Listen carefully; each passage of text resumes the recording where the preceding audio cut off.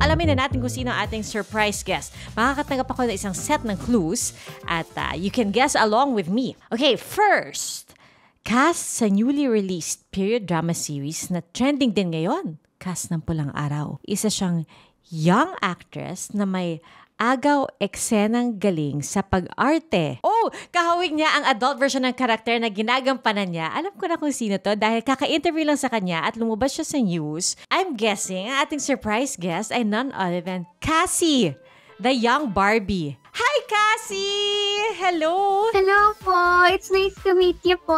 OMG! It's so nice to meet you. Alam mo, nakita ko yung mga pictures ng mga nagpa-picture sa'yo nung ikaw ay pumunta sa newsroom. Sabi ko, sayang, wala ako ng newsroom ng hapon. Nagpa-picture sana ako sa'yo at nakilala sana kita. Pero okay lang dahil ito, magkakakilala tayo ngayon.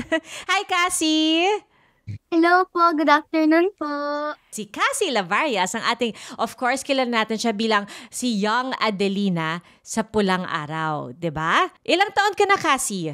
11 years old na po ako. Wow, 11 ka pa lang. Alam mo kung bakit ko tinatanong? Kasi yung maturity mo pagdating sa pag-arte, parang hindi pang bata.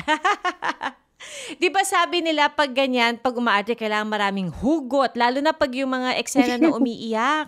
Ano ba iniisip mo pag ikaw ay gumagawa ng eksena kailangan mo umiyak? Malulungkot po, parang wala po sila mamaya. Si daddy, ganun po yung hugot ko po. Yung hugot mo parang parang gumagawa ka ng scenario sa isip mo. Hindi dahil may nangyari na sa buhay mo. Yes po. Ganun po ako.